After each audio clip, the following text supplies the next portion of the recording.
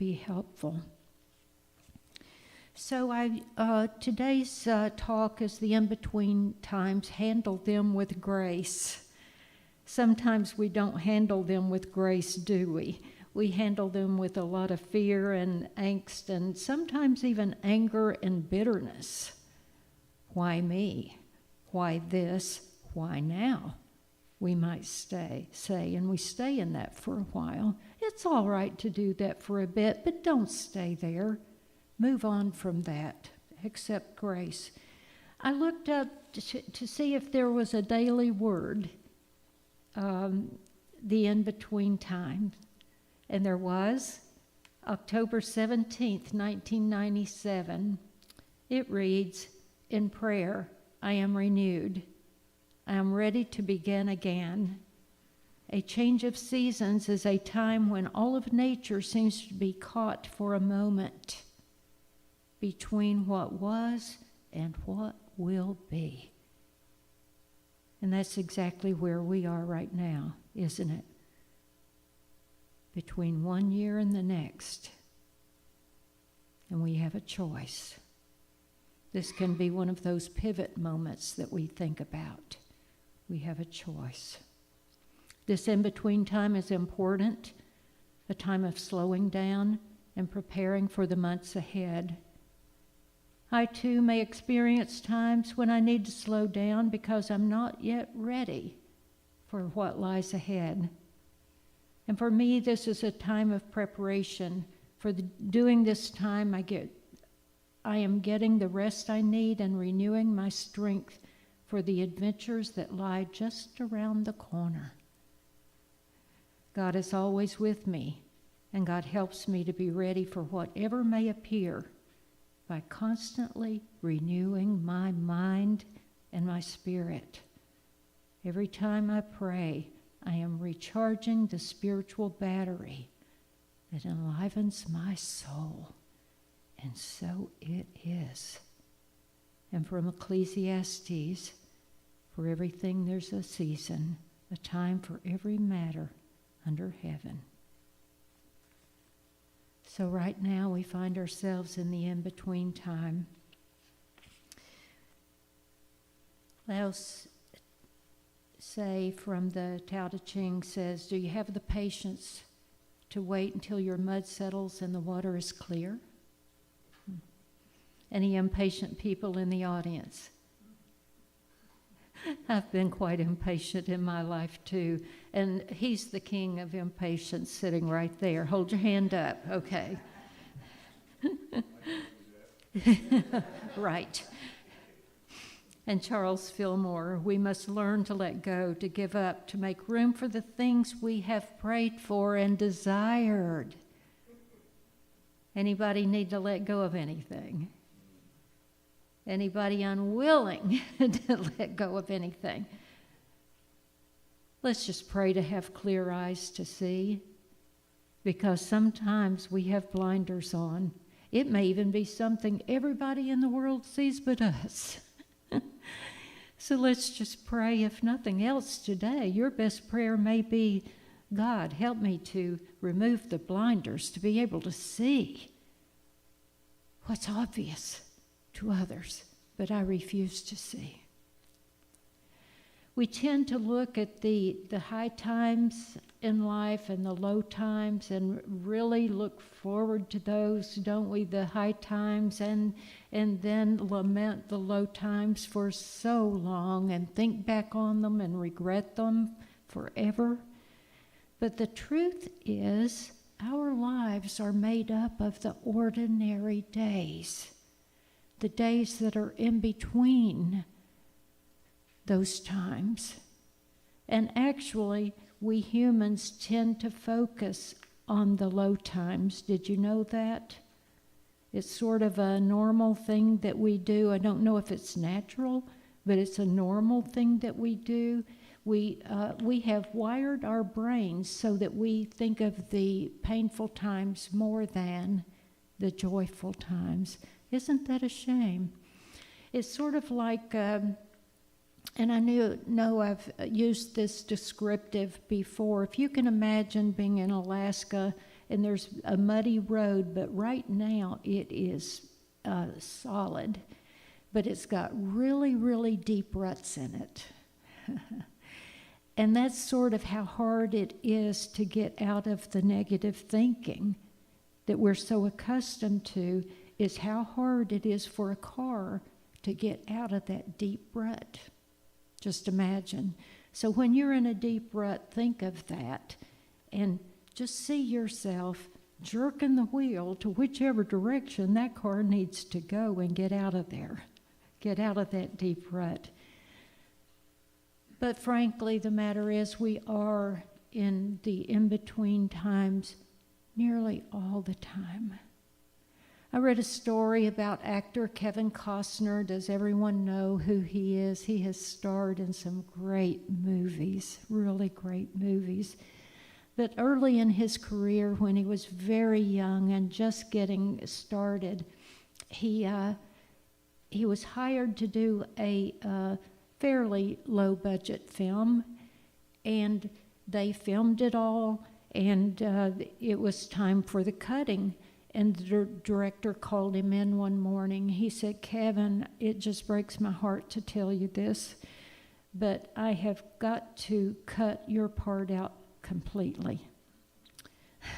Your character won't even be in the movie." And I'm sure the man was expecting Kevin to just fall apart. And he was disappointed. Of course he was disappointed. He'd spent a lot of time on this. But he very graciously said, "Please don't feel badly about this. I know you have a budget. I know that you have a time frame that you must deal with, and I know that you're looking to get the best out of this that you possibly can. I just appreciate the opportunity that you allowed me. I've learned so much. I've learned from you, I've learned from the other actors, and everyone on the set. Please, please don't feel badly about it." Well, it took some time, but after his graceful exit and staying in the in-between time for a while, wondering if he'd ever have another opportunity, and I'm sure, he had some times of saying, "Wow, I wonder if I'll ever get another opportunity to act." But it wasn't too long, the same man, the same director called him. He said, "I've got a great new film coming up. We have the money for the production, we have sponsors, and we've created a role for you." And it was the beginning of his career. Can you just imagine, though, what would have happened if he had been ungracious when the director had told him that he had to cut his part from the first movie? He never would have been hired for another, would he? He never would have. That's when our humanness can get us into trouble if we aren't trained, if we haven't trained our minds and our very lives to be gracious in times like that, instead of going for the jugular of the other because we're disappointed, angry, bitter, whatever human frailty that is within us that we're trying to throw off onto the other. Those are the times when we're ungracious. And that's what I meant when I said the in-between times. Handle them with as much grace as you can. I know I was telling a friend recently that there are times when I have some downtime. I may have a day, I don't even have a thing on the calendar. And I will go for my walk, I'll do the things that I'm going to do, and then sometime later when I have the things done that make me feel comfortable, and that's usually cleaning up the kitchen some or whatever makes me feel good about the house. And by the way, Dan and I feel differently about that. I've decided I've decided that's why they created east and west wings onto a house. You know what I mean? One is for her and the other's for him. He can keep it looking like he likes. And anyway, I digress. Let me get back. What was I talking? Oh, that's right. I was talking about being gracious, wasn't I? I'm sorry. That was very ungracious of me.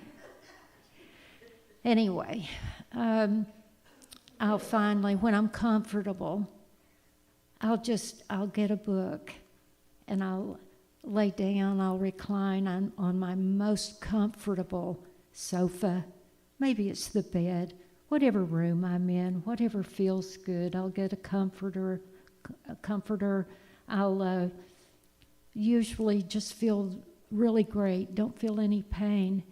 And then I'll get my book and I'll say, this is delicious. Delicious. That's the word I put on it. And I was explaining that to a friend recently, and she laughed and she said, I do the same thing. I thought, oh, isn't that wonderful? Do you need any more delicious moments in your life? I want to ask you that. Do you have enough? Those delicious moments change with your age.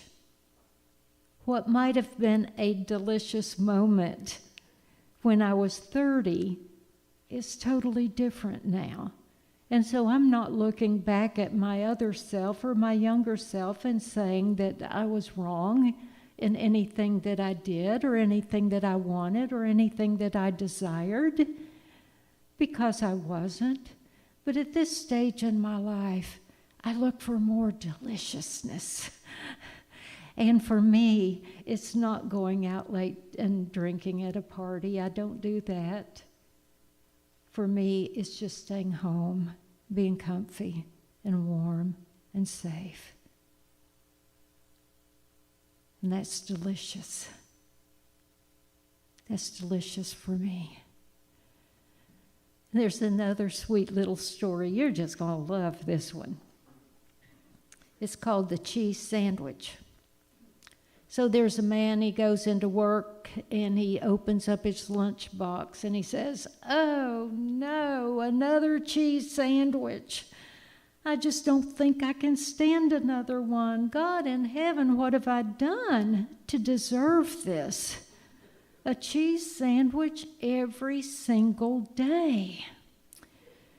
So one of his co-workers hears him, and he's heard him do this every day. And he's about tired of hearing it. He said, listen, man, why don't you just tell your wife to fix you something else? Tell her you don't like cheese.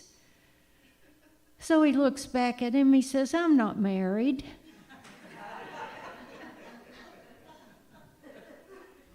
I don't have a wife. I make my own lunch.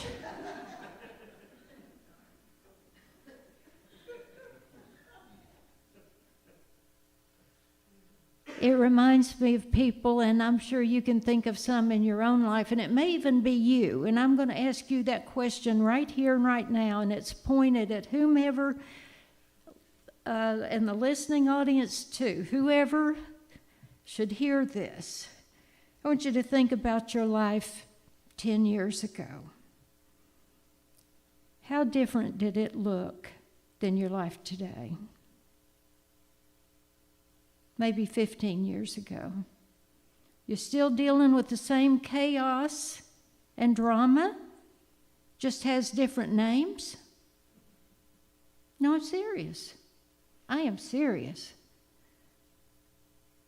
Because that's how hard it is for us to see ourselves truly see ourselves.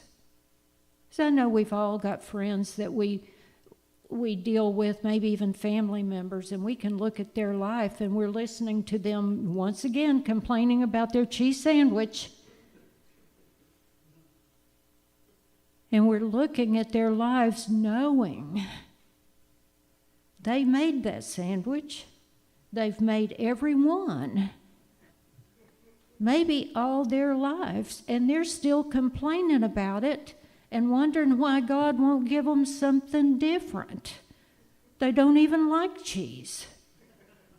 But they just keep creating that same old, dull thing. I know of people, that have done that, and I've gone away thinking, I remember what your life was like 10 years ago, and darned if it wasn't some similar chaos and drama then. And to tell you the truth, from an outside observer, it doesn't look like it's changed a bit. Still wondering where they're, going to be able to pay their next bills, but spending money on silly things. Storing a bunch of stuff they're not ever going to use. Memories from the past they can't let go. And you're spending $300 a month to store that, and you can't pay your bills?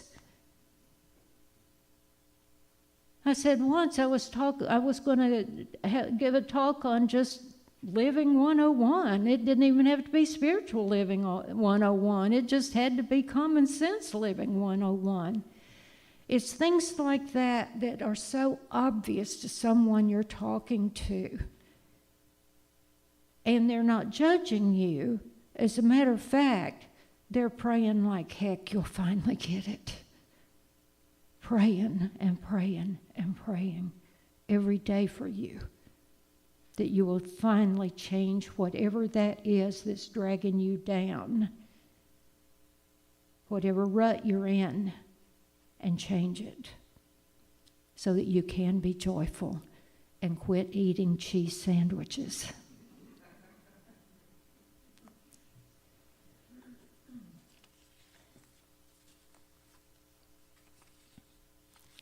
We all know that the universe always has us, always has our back. But the universe works through us. As a matter of fact, if you'll take out this little sheet that we gave you that's in the middle of your bulletin,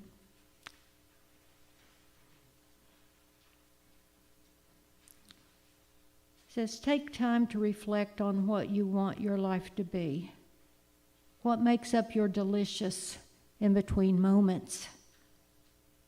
How can you have more of those?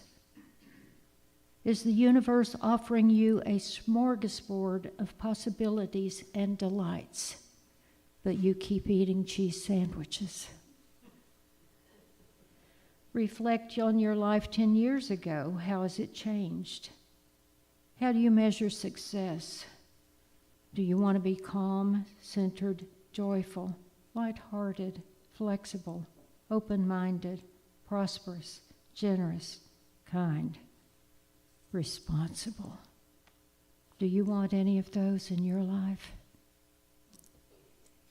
I had some slides and didn't use them. I'll go through them quickly. Why do resolutions fizzle out? Not spending enough time in reflection. Old habits assert themselves. It feels normal to go with them. You feel like you're not powerful enough to overcome what you need to. And the desire with which the resolutions were made did not come from your deepest inner core, your wisdom and your intention. Therefore, the focus could not be sustained. Oh, my prayers go with each and every one of you. May you be blessed. May this next year be your absolute best and just beginning of all the joy, prosperity, abundance, health, companionship, all of those things that your heart desires. May they be yours. Thank you for your time.